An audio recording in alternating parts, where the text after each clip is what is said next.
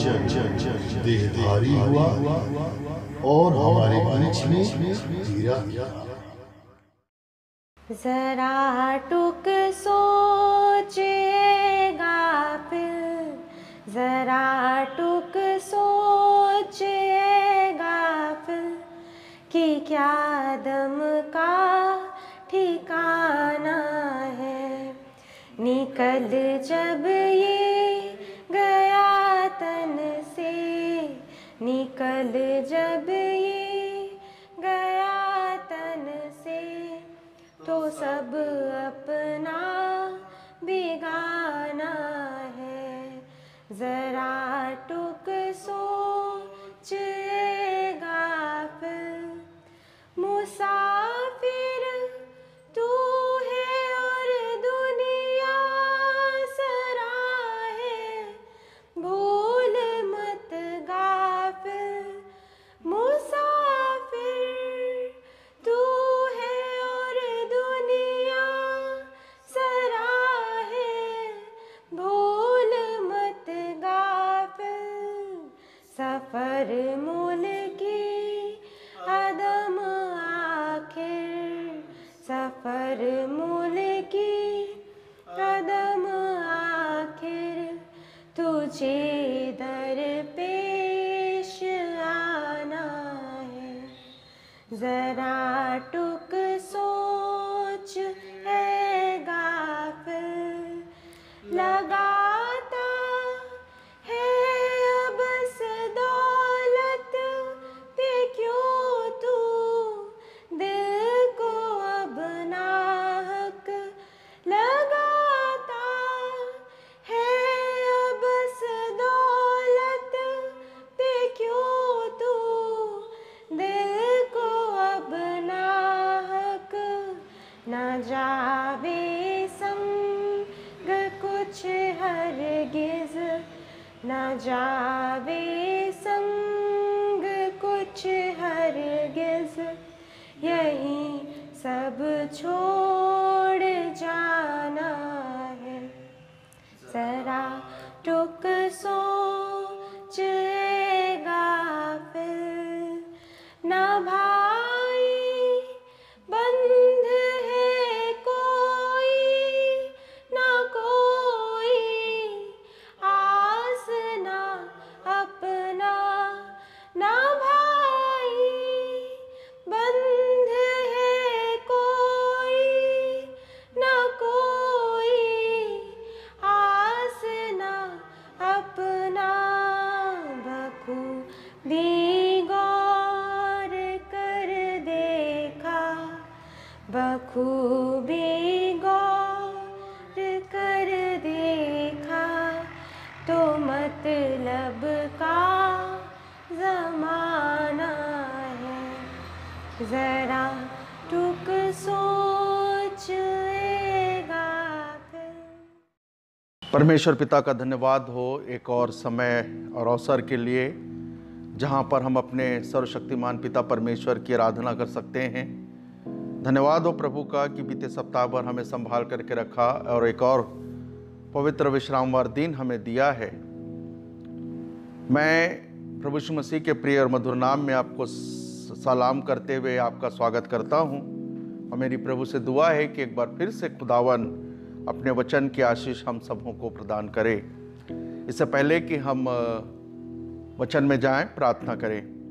सर्वशक्तिमान प्रेमी अनुग्रहकारी दयालु जीते सामर्थी परमेश्वर पिता, धन्यवाद देते हैं प्रभु इस पवित्र विश्रामवार दिन के लिए जिसे तूने हमारे लिए ठहराया कि हम तेरी इबादत करें। प्रार्थना करते परमेश्वर, हम तेरे चरणों पर बैठे हैं, पवित्र आत्मा की सहायता अगुवाई दे कि वचन की गुण भेद भरी बातों को सीख सके और जो तू चाहता है जी करके तेरी महिमा करें और अपने विश्वास के जीवन में आगे बढ़ते चले जाएं।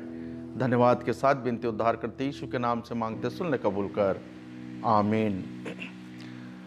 आज हम एक ऐसे विषय पर मनन करेंगे परमेश्वर के वचन से जो हमें इस संसार में हमारे जीने के तरीके को बताता है, और वो है कि हम कैसा जीवन जीते हैं।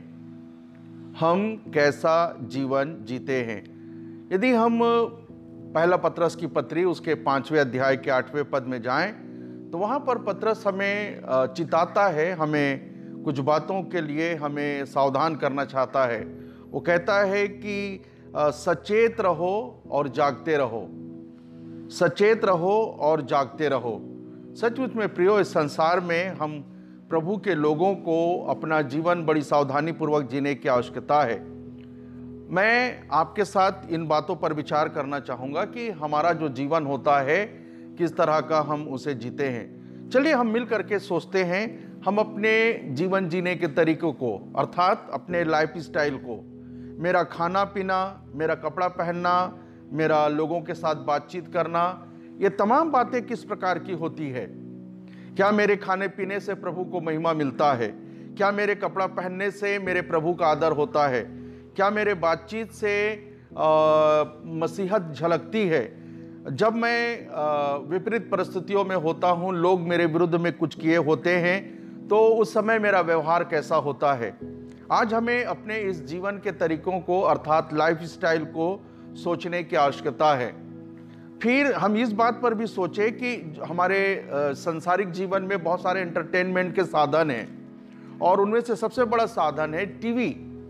मैं टीवी के खिलाफ नहीं हूँ, हमारे पास घर में होना चाहिए, अच्छी बात है, लेकिन हमको मसीहत में होकर के इन बातों पर विचार करना है कि जिस प्रकार का टेलीविज़न कार्यक्रम मैं देखता हूँ, क्या उससे मेरे विश्वास की बढ़ती होती है? क्या वो मेरे मसीह जीवन को सूट करता है? अपने एंटरटेनमेंट के लिए मैं किस तरह का पिक्चर देखता हूँ, मैं कौन सी मूवी देखता हूँ और मेरा इंटरेस्ट किस बात पर है। यहाँ तक के गेम्स वगैरह भी जो है हम जो खेलते हैं, क्या वो हेल्दी गेम्स हैं या फिर हमें बर्बाद करने वाले वो खेल हैं जिसको हम खेलते हैं? हमें इन बातों पर भी विचार करना चाहिए। और सबसे बड़ी बात जो है, जिस बात पर हमको विचार करना चाहिए, वो ये है कि मेरे जीवन का उद्देश्य इस पृथ्वी पर क्या है। हम इस बात को हमेशा पता करते रहें कि मैं इस दुनिया में क्यों हूँ, मैं इस दुनिया में क्या कर रहा हूँ, जो मुझे करना चाहिए वो कर रहा हूँ या कुछ और कर रहा हूँ, मैं क्या प्राप्त करना चाहता हूँ, मेरे जीवन का उद्देश्य क्या है, मेरी उद्देश्य की प्राप्ति क्या है। इन तमाम बातों को भी हमको और आपको सोचना चाहिए। यीशु मसीह ने अपने बारे में कहा, मैं इसलिए इस संसार में आया कि लोग जीवन पाएं और बहुतायत से पाएं। तो यीशु मसीह अपने उस उद्देश्यपूर्ण जीवन को पृथ्वी पर जी करके उन्होंने दिखाया, जिसके लिए उन्होंने बहुत सारी समस्याओं को भी सहा और दुखों से वो गुजरे।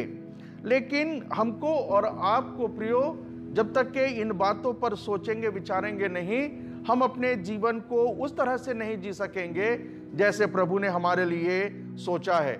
और इसीलिए पतरस का ये कथन फिर से हम उसको देख लें, पहला पतरस 5 अध्याय के 8वें पद में, सचेत और जागते रहो। यदि हम सचेत और जागते न रहें तो ये मान करके चलो कि शैतान हमारे जीवन के पीछे में है और वो हमें फाड़ खाना चाहता है, वो हमारे जीवन को बर्बाद करने के लिए तुला हुआ है। और इसलिए हम बड़ी सावधानी पूर्वक हम अपना जीवन जीते चले जाएं। यदि हम थोड़े भी असावधान हुए तो फिर शैतान वहां पर हमारे जीवन को तहस नहस कर देगा।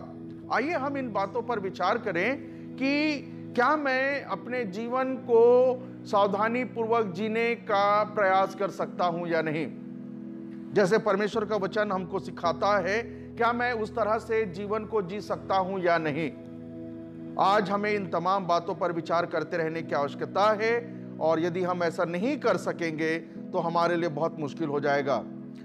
बाइबल में बहुत सारी बातें लिखी हुई है। सबसे पहली बात जो है, नीति वचन की पुस्तक के 6वें अध्याय में यदि हम जाएं तो वहां पर बहुत खूबसूरत सी बात सुलेमान ने लिखा हुआ है। हम मनुष्यों के जीवन को समझाने के लिए 6वें अध्याय के 6 पद से वो कहता है कि चींटियों के पास जा, उनके काम पर ध्यान दे और बुद्धिमान हो। लेकिन वो सबसे बड़ी बात जो कहता है वो ये है, उसके पास ना तो कोई न्याय होता है, ना प्रधान होता है, ना प्रभुता करने वाला होता है, तो भी वे अपना काम जो है बखूबी करते चले जाते हैं। हम कब तक सोते रहेंगे? हे आलसी, तू कब तक सोता रहेगा? कब तेरी नींद टूटेगी? यदि हम जल्दी से जल्दी सचेत और जागते हुए अवस्था में ना पाए तो लिखा हुआ है, कुछ और सो लेना, थोड़ी सी नींद, एक और झपकी, थोड़ा और छाती पर हाथ रख के लेटे रहना, तब तेरा कंगालपन राह के लुटेरों के समान, तेरी घटी हथियारबंद के समान आ पहुंचेगी। अर्थात मुसीबतें हमारे जीवन में आएगी। मैं संसारिक जीवन की बात नहीं कर रहा हूं, हम आत्मिक जीवन की बात कर रहे हैं। और यहां पर प्रभु का दास सुलेमान जो है, शायद ऐसी कुछ बातों को सिखाना समझाना चाहता है। हम कब तक के अपने जीवन के बारे में निश्चिंत रहेंगे? हमें सावधानी पूर्वक जीवन व्यतीत करने की आवश्यकता है, और विशेष करके ऐसे समय में जब आसपास कोई ना हो। हमारा मसीह जीवन कैसा होता है? कोई बड़ा व्यक्ति ना हो तो हमारा मसीह जीवन कैसा होता है?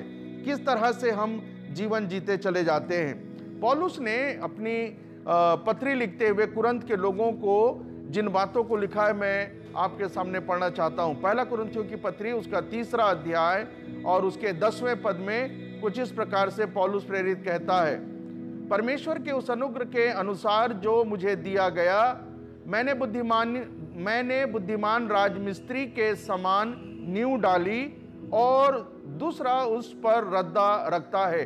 परंतु हर एक मनुष्य चौकस रहे कि वह कैसा रद्दा रखता है, क्योंकि उस नींव को छोड़ जो पड़ी है और वो यीशु मसीह है, कोई दूसरा नींव नहीं डाल सकता।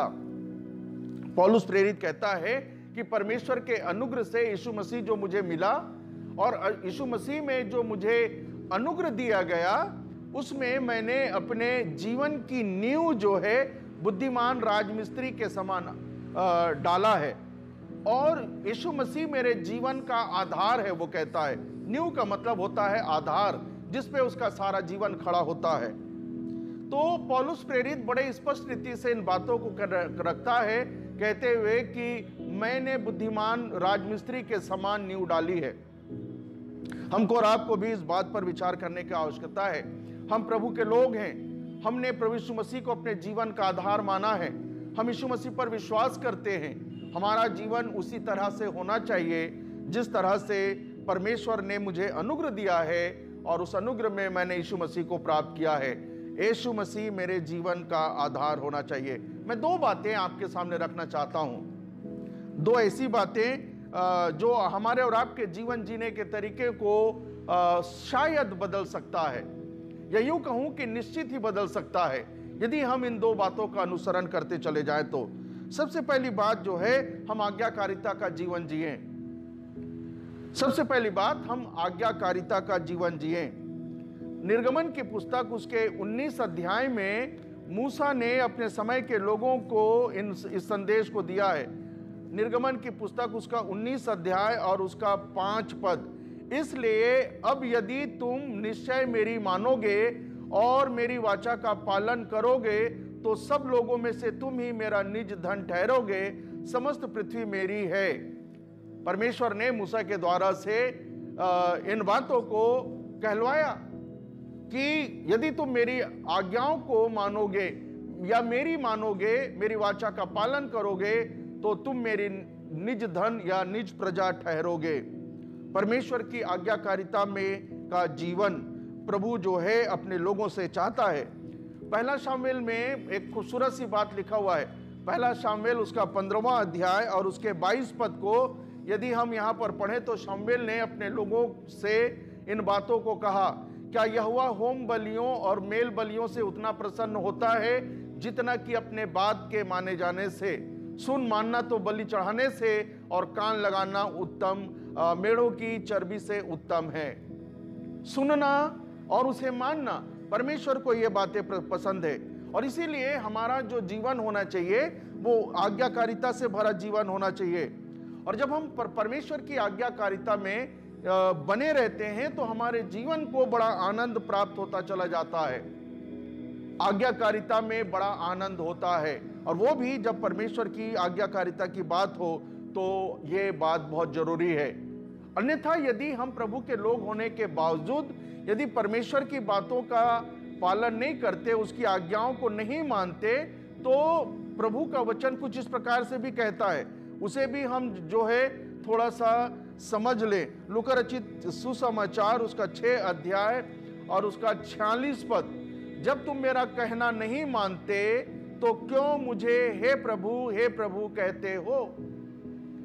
बहुत ही स्पष्ट है, यदि हम प्रभु के लोग हैं तो आज्ञाकारिता मेरे जीवन का सर्वोपरि उद्देश्य होना चाहिए और यह मेरे जीवन का तरीका हो सकता है। और यदि मैं प्रभु का जन होने के नाते प्रभु की बातों को नहीं मानता तो बाइबल अपने आप में बहुत ही स्पष्ट है कि यदि तुम नहीं मानते तो मुझे प्रभु क्यों कहते हो। अर्थात यदि हम प्रभु को नहीं मानते तो प्रभु बोलता है कि मैं तुम्हारा प्रभु नहीं हूं। बाइबल में यदि हम इफिसियों की पत्री पौलुस के इस खत को लेकर के चलें तो वहां पर 5वें अध्याय में पौलुस प्रेरित ने कुछ बातों को कहा है। हे सोने वाले जाग और मुर्दों में से जी उठ, तो मसीह की ज्योति तुझ पर चमकेगी। इसलिए ध्यान से देखो कि कैसी चाल चलते हो, निर्बुद्धियों के समान नहीं पर बुद्धिमानों के समान चलो। अवसर को बहुमूल्य समझो क्योंकि दिन बुरे हैं। इस कारण निर्बुद्धि ना हो पर ध्यान से समझो कि प्रभु की इच्छा क्या है। दाखरस के मत वाले मत बनो क्योंकि उससे लुचपन होता है, पर आत्मा से परिपूर्ण होते जाओ। तो परमेश्वर जो है कुछ बातों को हमें मानने और कुछ बातों को ना मानने की हिदायतें देता है और यही तो परमेश्वर की आज्ञा है। और इसी बात को लेकर के पौलुस ने भी यहां पर कहा है, आज हमारे पास अवसर है, आज हमारे पास समय है, आज हम कर सकने योग्य सामर्थ्य में है, ताकत में है। लेकिन एक दिन हमारे और आपके जीवन में ऐसा आएगा जब हम कुछ भी नहीं कर पाएंगे। तब हम क्या करेंगे? हमारे पास आज अवसर है, यदि हम इसका लाभ नहीं उठाएं तो बहुत ही मुश्किल हो जाएगा। और इसीलिए पौलुस कहता है, हे सोने वाले जाग और मुर्दों में से जी उठ। अर्थात निश्चिंत ना रहें, बेफिक्र ना रहें अपने जीवन के बारे में, जैसे कि हम इसको पहला पत्रस से देख रहे हैं। सचेत और जागते रहें अपने जीवन के संबंध में। कुलुसियों की पत्री उसका पहला अध्याय, पौलुस प्रेरित एक और बात कहता है, उसके 9वें और 10वें पद में कुछ इस प्रकार से लिखा है। कुलुसियों की पत्री उसका पहला अध्याय 9 और 10 पद, इसीलिए जिस दिन से यह सुना है हम भी तुम्हारे लिए यह प्रार्थना और विनती करना नहीं छोड़ते, तुम सारे आत्मिक ज्ञान और समझ सहित परमेश्वर की इच्छा की पहचान में परिपूर्ण हो जाओ, ताकि तुम्हारा चाल चलन प्रभु के योग्य हो और वह सब प्रकार से प्रसन्न हो और तुम में हर प्रकार के भले कामों का फल लगे और तुम परमेश्वर की पहचान की बहुतायत में बढ़ते जाओ।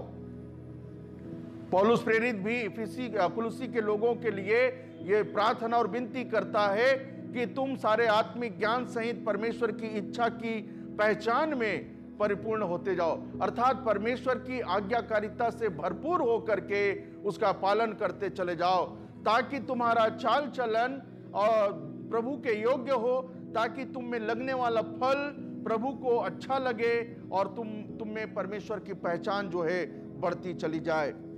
यदि हमको लगता है कि ऐसा जीवन जीना बहुत ही कठिन है, तो पौलुस प्रेरित ने एक तरीका बताया है। क्योंकि हम प्रभु के लोग हैं और इसलिए प्रभु की बातें हमारे लिए सर्वोपरि है। पर पौलुस कहता है फिलिपियों की पत्री 4 अध्याय उसके 13वां पद में, जो मुझे सामर्थ्य देता है उसमें मैं सब कुछ कर सकता हूं। यदि परमेश्वर की आज्ञा माननी मुझको और आपको कठिन जान पड़ती है तो याद रखें प्रियो, चूंकि प्रभु मेरे जीवन का आधार है, जिस पर मैंने अपना जीवन डाला है या जी रहा हूं, तो प्रभु मुझे सामर्थ्य देगा और मैं उन तमाम कठिन से कठिन बातों को करता चला जाऊंगा।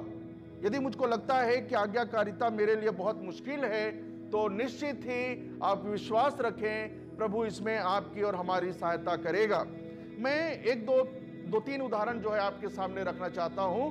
आज्ञाकारिता जो है कैसे हमारे जीवन में आशीष को लेकर के आता है, कैसे हमारे जीवन को आनंद से भर देता है। यदि हम दूसरा राजा की पुस्तक में चले जाएं, उसके 5वें अध्याय में, दूसरा राजा की पुस्तक उसका 5वां अध्याय, यहां पर नमान कोढ़ी के बारे में लिखा हुआ है। नमान कोढ़ी जो है को उसके घर की दासी, एक छोटी लड़की, जैसे बाइबल में लिखा है, अपने स्वामिनी से बोल करके उसको अपने प्रभु के दास के पास जाने की सलाह देती है। और नामान राजा जो है इस बात को मान भी लेता है और वो उसके साथ चला जाता है। लेकिन यहां पर कुछ बातें जो है हमको बीच में रोड़े सा दिखता है। और वो जब जाता है तो उसके मन में उस समय उसकी भावना दूसरी थी कि क्योंकि वो सेनापति था, एक बहुत बड़े देश का, आराम का सेनापति था और एक बहुत बड़ी हस्ती थी। वो लव लश्कर के साथ जाता है, जैसा उसके देश में उसके लोग उसके साथ व्यवहार करते थे, सोचा कि शायद इज़राइल का ये प्रभु का दास भी उसके साथ व्यवहार करेगा। तो वो उस विचार को लेकर के उस मनसा के साथ वहां पर जाता है।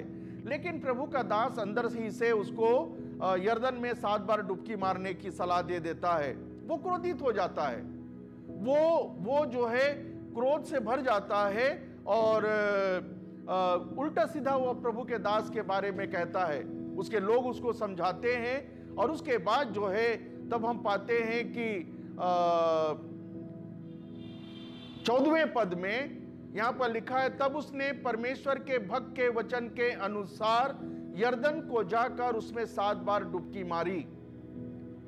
उन समयों में प्रभु अपने दासों के द्वारा लोगों को आज्ञा देता था।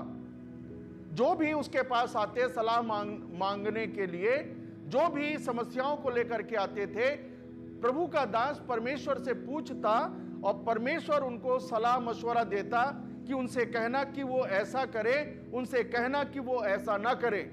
अब नामान कोढ़ी जब प्रभु के दास एलीशा के पास पहुंचा तो एलीशा ने परमेश्वर से प्रार्थना निश्चित ही किया होगा और परमेश्वर से उत्तर पा करके उसने जवाब दिया होगा कि जाकर के यर्दन में जाकर के 7 बार डुबकी मार ले।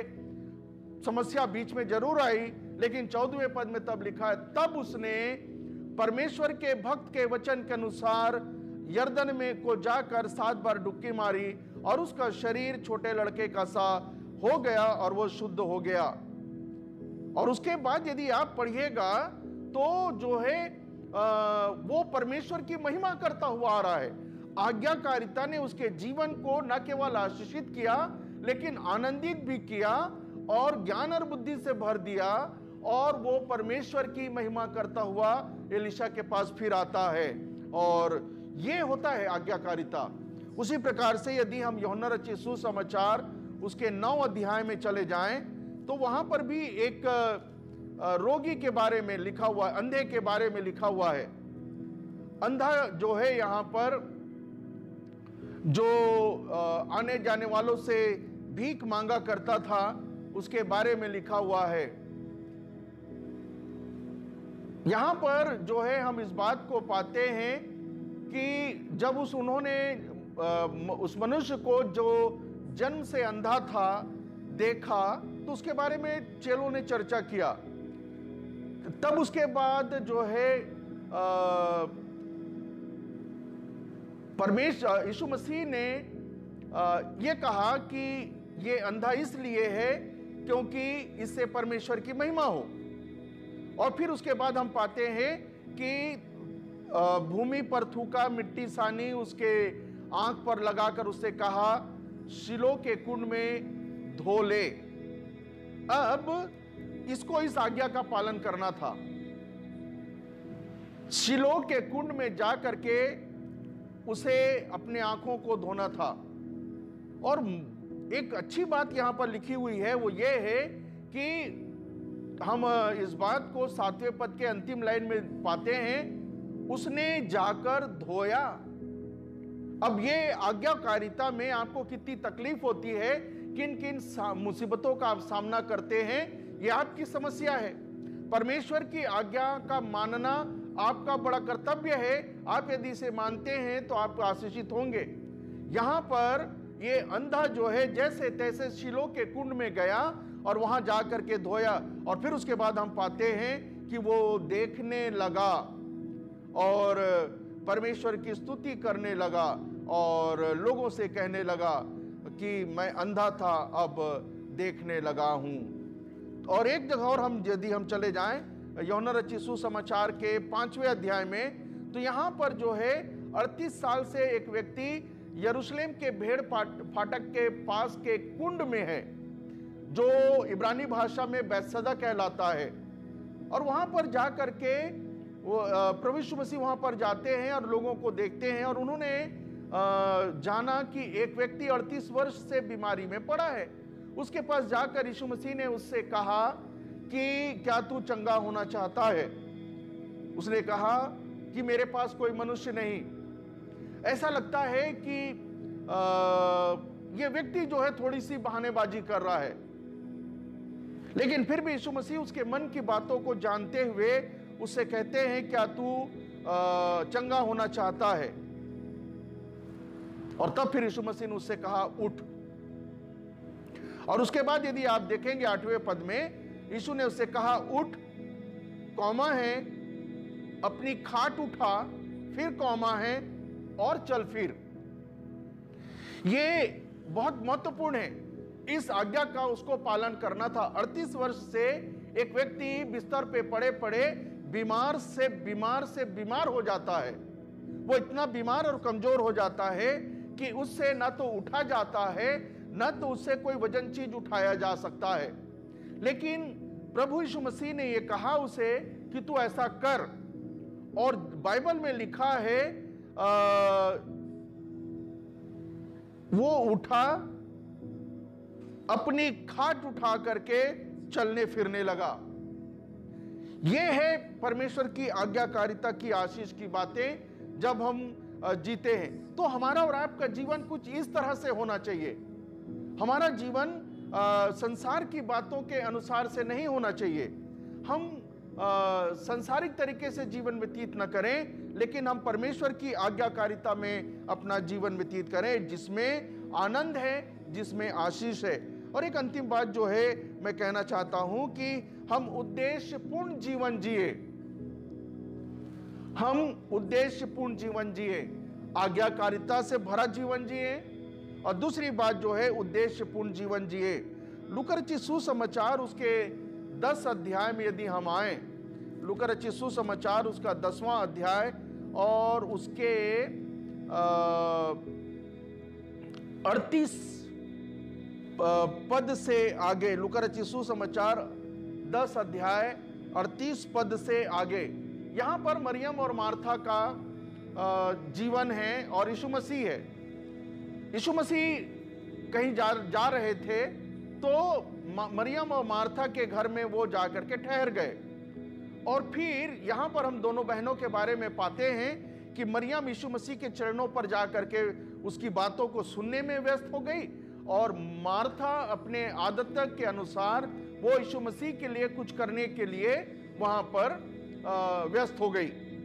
लिखा है मार्था के बारे में कि वो शायद वो यीशु मसीह और उनके चेलों के लिए भोजन वस्तुओं को बनाने में व्यस्त हो गई। और फिर उसके बाद जो है हम पाते हैं कि वो अपने इन कामों पर चिड़चिड़ाने लगी, क्योंकि उसको कुछ समझ में नहीं आ रहा था कि वो जो कर रही है वो क्या कर रही है। उसका जीवन जो है बिना उद्देश्य का नजर आ रहा था। अपने आप को अत्यंत व्यस्त रख रही थी, और अत्यंत व्यस्तता, जरूरत से ज्यादा व्यस्तता व्यक्ति के जीवन को परेशान, हताश और निराश करता है। और इसलिए हमारे और आपके जीवन में उद्देश्यपूर्ण जीवन होना चाहिए। मरियम उसके विपरीत प्रभु के चरणों पर जाकर के बैठ गई, जिसकी प्रभु तारीफ करता है। कई बार प्रियो हम और आप भी कुछ ऐसा ही करते हैं। जब कोई मेहमान आता है तो हम उसके लिए किचन में चले जाते हैं, उससे बातें कम होती है, उससे संगति कम होती है, और बस चाय नाश्ता या भोजन का समय है तो भोजन में हम व्यस्त होकर के समय को बेकार कर लेते हैं। कई बार आपने देखा होगा कि जब पास्टर आपके घर आते हैं तो कोई भी पास्टर जो है आपके घर में आपसे बातचीत करने और प्रार्थना करने के लिए आता है। चाय नाश्ता की बातें आप छोड़ दीजिए, लेकिन हम चाय नाश्ता में व्यस्त हो जाते हैं, जिसके कारण से पास्टर साहब जो है अकेले बैठे रहते हैं, या जिनके साथ बैठते हैं शायद वो उतने बड़े नहीं होते जिनके साथ पास्टर साहब एक उचित तरीके की बातें कर सके। और फिर अंत में ऐसा होता है, चाय वगैरह पीने के बाद यदि आपने तैयार किया है जिसमें आप व्यस्त हैं, प्रार्थना करके वो लौट आता है, न तो उसके आने से आपको कोई प्रसन्नता होती है, न तो पास्टर साहब को प्रसन्नता होती है। अत्यंत व्यस्तता हमारे जीवन की, इससे हमारा जीवन जो है बेकार होता चला जाता है। नीति वचन की पुस्तक उसका 23 अध्याय, नीति वचन की पुस्तक उसका 23 अध्याय, सुलेमान राजा ने कुछ बातों को लिखा है। उसके 4 और 5 पद को मैं आप के सामने पढ़ना चाहता हूं।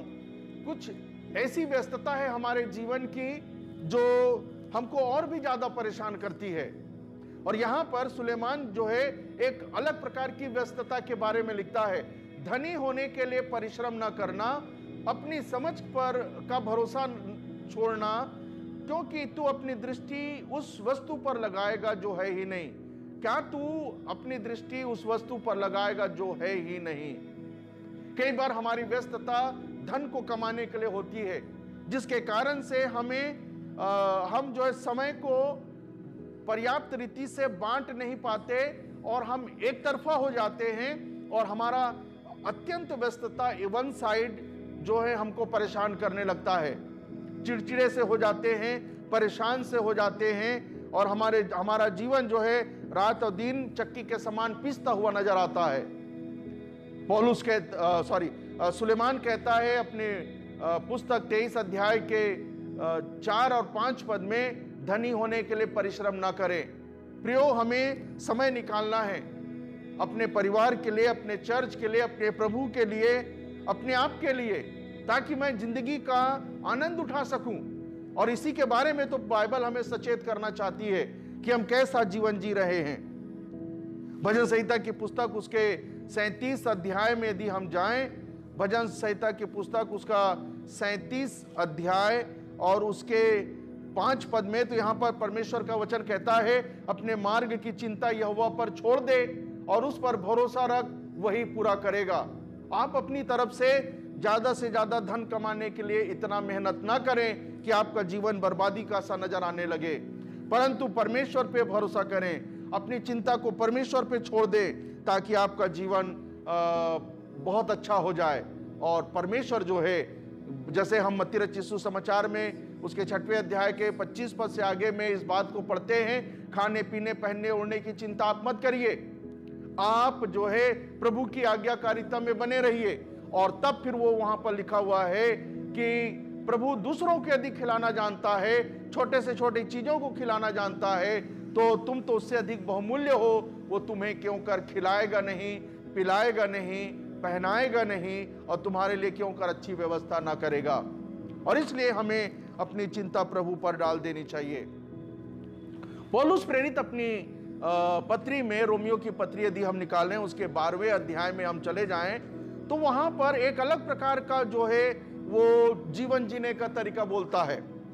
दूसरे पद में यदि हम पढ़ें, 12वें अध्याय के दूसरे पद में, इस संसार के सदृश ना बनो। मतलब हमारा जीवन जो है संसार के लोगों के समान ना हो, जो अकारण इधर सुधर व्यस्त रहते हैं, दुनिया की बहुत सारी बातों की चिंता में रहते हैं, बहुत जबरदस्त उनके जीवन की व्यस्तता दिखती है और उसके कारण से उनके पास किसी भी बात के लिए कोई समय नहीं रहता। वो कहता है, इस संसार के सदृश न बनो, परंतु तुम्हारे मन के नए हो जाने से तुम्हारा चाल चलन, तुम्हारे जीवन जीने का तरीका बदलता चला जाए, जिससे तुम परमेश्वर की भली भांति और सिद्ध इच्छा अनुभव से मालूम करते चले जाओ। आज हमारे और आपके लिए परमेश्वर की इच्छा मेरे जीवन के लिए क्या है, इसको समझने की आवश्यकता है। पहला यूहन्ना की पत्री उसका 2 अध्याय, पहला यूहन्ना की पत्री उसका 2 अध्याय और उसका पहला यूहन्ना 2 अध्याय और उसके 17वें पद को यदि हम पढ़े तो यहां पर कुछ इस प्रकार से लिखा है, संसार और उसकी अभिलाषाएं दोनों मिटते जाते हैं, परंतु जो परमेश्वर की इच्छा पर चलता है वो सर्वदा बना रहेगा। संसार के समान ना बनो, संसार के सदृश ना बनो, परंतु परमेश्वर की इच्छा को जानते चले जाओ, परमेश्वर को समझो, क्योंकि यही चिरस्थायी रहने वाला है। लूका रचित सुसमाचार उसके 10 अध्याय को फिर निकाले हम। लूका रचित सुसमाचार उसका 10वां अध्याय और उसके यहां पर 30 पद से हम थोड़ा सा पढ़ना चाहेंगे। लूका रचित सुसमाचार 10 अध्याय उसके 30 पद से आगे मैं आपके सामने पढ़ना चाहूंगा। यहां पर दयालु सामरी का वर्णन है जिसके जीवन में उद्देश्य है, लेकिन उसके साथ ही साथ यहां पर कुछ और लोगों का वर्णन है। वो उनको समझ में नहीं आ रहा था कि उनको क्या करना चाहिए। 30वें पद में लिखा है, जब तेरा पड़ोसी कौन का मामला आया तब यहां पर जो है यीशु मसीह ने कुछ शिक्षा दिया। लिखा है कि एक मनुष्य यरूशलेम से यरीहो को जा रहा था। डाकुओं ने उसे घेर लिया, मारा पीटा, उसका सब कुछ छीन लिया, अधमरा सा छोड़ करके चले गए। और तब एक याजक उसी मार्ग से जा रहा था, परंतु देखकर कतरा कर चला गया। इसी रीति से एक लेवी उस जगह पर आया, वह भी उसे देखकर कतरा कर चला गया। तब लिखा हुआ है, एक सामरी यात्री वहां आ निकला, उसे देखकर तरस खाया और उसने उसके घाव पर तेल मला, दाखरस डालकर पट्टियां बांधी और अपनी सवारी पर अर्थात जिससे वो जा रहा था उसे सराय में ले गया, उसकी सेवा टहल की और सराय के मालिक को कुछ पैसे देकर कहा इसकी सेवा टहल करते रहना और यदि तेरा कुछ ज्यादा लगता है तो मैं फिर आकर के तुझे दूंगा। प्रियो, हमारे जीवन में उद्देश्य क्या है?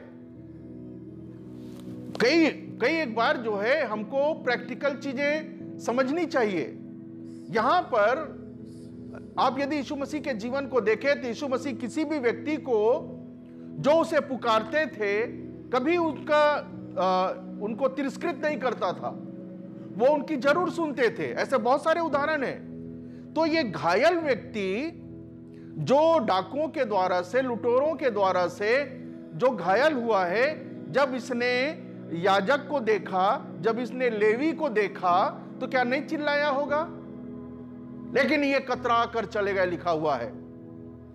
इनको प्रैक्टिकल चीजें समझ में नहीं आई, उनको लगने लगा और शायद वो यहूदी नियम के अनुसार से ठीक भी थे, क्योंकि वो परमेश्वर की आराधना के लिए जा रहे थे, परमेश्वर के काम के लिए जा रहे थे। और ऐसे में शायद उनके लिए यह नियम था कि अशुद्ध लोगों को न छूना। लेकिन क्या बाइबल ये बताती है? नए नियम में यीशु मसीह ने इन तमाम बातों को नकारते हुए वो हर एक लोगों की ओर ध्यान देते और जो उनकी खोज में रहते थे उनकी वो सहायता करते थे। सामरी व्यक्ति आकर के ऐसे ही सहायता करता है और वो एक अच्छा उदाहरण पेश करता है। यिर्मयाह नबी की पुस्तक उसका पहला अध्याय, यिर्मयाह नबी की पुस्तक उसका पहला अध्याय।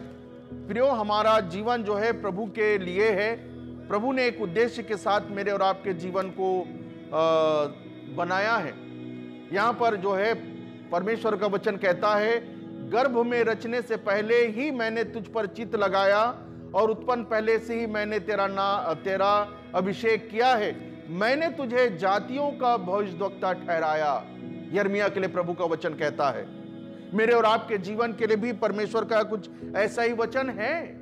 कहीं ना कहीं हमको और आपको मालूम है कि ये वचन है जिस पर मुझको ध्यान देने की आवश्यकता है।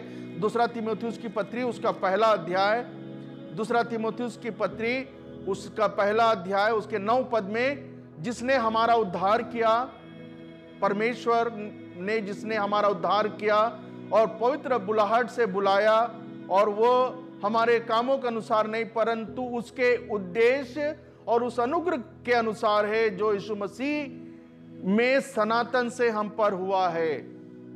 यीशु मसीह ने मेरे और आपके जीवन के लिए परमेश्वर ने यीशु मसीह में मेरे और आपके जीवन के लिए एक उद्देश्य ठहराया और इसीलिए मुझको यीशु मसीह में बुलाया है। आज मेरा मसीही होना, मसीह परिवार में पैदा होने के कारण से मसीह होना, मसीह मैं नहीं बन जाता, लेकिन यीशु मसीह में आने के बाद, बपतिस्मा लेने के बाद, वचन का पालन करने के बाद जब मैं प्रभु का हो जाता हूं, तब बाइबल ये कहती है जिसने हमारा उद्धार किया और पवित्र बुलाहट से बुलाया है वो ये है कि हम उसके लिए कुछ करें। मेरे जीवन का मतलब कुछ ना कुछ होना चाहिए, उद्देश्यपूर्ण जीवन है मेरे पास। पौलुस प्रेरित कहता है, यिर्मयाह नबी की पुस्तक उसके 29 अध्याय में यदि हम फिर चले जाएं तो वहां पर एक खूबसूरत सी बात लिखा हुआ है। यिर्मयाह नबी की पुस्तक उसका 29 अध्याय 11वां पद, प्रभु का वचन कहता है, क्योंकि यहोवा की यह वाणी है कि जो कल्पनाएं मैं तुम्हारे विषय करता हूं उन्हें जानता हूं, वे हानि की नहीं परंतु कुशल की है, और अंत में तुम्हारी आशा पूरी करूंगा। परमेश्वर के पास मेरे और आपके जीवन के लिए एक उद्देश्य है। मुझे इन उद्देश्यों को अपने जीवन में समझ करके पूरा करते चले जाना है। एजरा नबी की पुस्तक उसके 10वें अध्याय में यदि हम चले जाएं, उसके 4 पद में कुछ इस प्रकार से लिखा हुआ है, अन्य जाति स्त्रियों का दूर किया जाना, ये टाइटल है 10वें अध्याय का। और उसमें उसने क्या कहा, 4 पद में लिखा है, तू उठ क्योंकि यह काम तेरा ही है, हम तेरे साथ हैं, इसलिए हियाव बांधकर इस काम में लग जा। जो काम प्रभु ने मुझको और आपको दिया है, जो उद्देश्यपूर्ण जीवन मेरा है, परेशानियां तो होंगी प्रियो, लेकिन मुझको और आपको ध्यान रखना है कि ये प्रभु के तरफ से ये उद्देश्यपूर्ण जीवन मुझे मिला है और इसे मुझे हर हाल में पूरा करना है। प्रभु का वचन कहता है, उठ क्योंकि ये काम तेरा ही है, मेरा काम मुझे करना है। यदि मैं नहीं करूंगा तो बहुत ही समस्याओं से मैं घिर जाऊंगा। एक और बात पढ़ करके मैं समाप्त करना चाहूंगा। नीति वचन की पुस्तक उसका 19 अध्याय और उसके 21 पद में, मनुष्य के मन में बहुत सी कल्पनाएं होती हैं, परंतु जो युक्ति, जो योजना, जो इच्छा परमेश्वर यहोवा करता है वही स्थिर रहती है। यदि हम चाहते तो है बहुत सारी चीजों को करना, लेकिन जो परमेश्वर की इच्छा है हम जब उसे करते हैं तो मेरे जीवन का उद्देश्य, चूंकि प्रभु ने उसी लिए मुझको बुलाया है, मैं उसमें सफल होता चला जाता हूं। आज मुझको और आपको इस संसार में इस बात को सोचने की आवश्यकता है कि मैं किस प्रकार का जीवन जी रहा हूं, मेरे जीवन जीने का तरीका कैसा है। क्या मेरे खाने पीने से, पहनने ओढ़ने से, बातचीत करने से, विपरीत परिस्थितियों में मेरे व्यवहार क्या प्रभु की महिमा का कारण होता है? क्या जिन चीजों को मैं देखता हूं, विशेष करके मूवीज और टेलीविजन कार्यक्रम और जो खेल, जिस प्रकार का खेल मैं खेलता हूं, क्या वो परमेश्वर की महिमा का कारण होता है? मेरे इस संसार में आने का मतलब क्या है? क्या मैं अपना जीवन बस यूं ही व्यर्थ में गंवाता चला जा रहा हूं? बाइबल चिताती है, कहती है कि मनुष्य यदि सारे जगत को प्राप्त कर ले और अपने प्राण की हानि उठाए तो उसे क्या लाभ। ऐसा लगता है प्रियो कि वर्तमान संसार जो है दुनिया को अपने वश में करना चाहता है। चारों तरफ हर व्यक्ति, हर राज्य में, हर राजा, हर देश जो है ऐसा नजर आता है कि पूरी दुनिया को अपने वश में करना चाहता है। नतीजा बर्बादी के अलावा कुछ नहीं है। न केवल दूसरों के जीवन की बर्बादी, परंतु अपने जीवन की भी बर्बादी। लेकिन जब हम परमेश्वर की इच्छा के अनुसार कुछ करते हैं, उद्देश्यपूर्ण जीवन जब हम जीते हैं, तो इससे मानव जाति को लाभ होता है। यीशु मसीह एक बात उन्होंने जी करके दिखाया, वो ये है कि कभी भी परमेश्वर की इच्छा के विरुद्ध वो नहीं गए, अर्थात उस उद्देश्य को अपने जीवन से पूरा करते चले गए जिसके लिए वो उस पृथ्वी पर आए थे। मेरे और आपके लिए भी छोटा छोटा उद्देश्य है। मैं उस उद्देश्य को जीऊं, तभी जा करके मैं परमेश्वर की महिमा करने पाऊंगा और इससे संसार को लाभ प्राप्त होगा और अंत में मुझे मेरे अपने इस सुंदर जीवन के कारण से यीशु मसीह के घर में जगह मिलने पाएगा।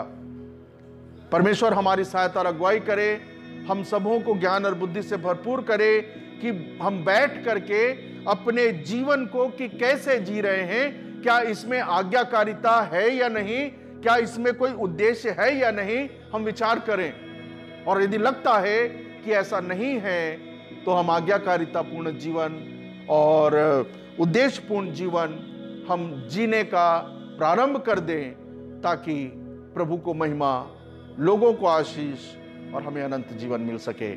आइए हम प्रार्थना करें। लगा रह याद में हक की, अगर अपनी शफा चाहे। लगा रह याद में हक की, अगर अपनी शफा चाहे। अब बस दुनिया के धंधों में, अब बस दुनिया के धंधों में, हुआ गुल क्यों दीवाना है।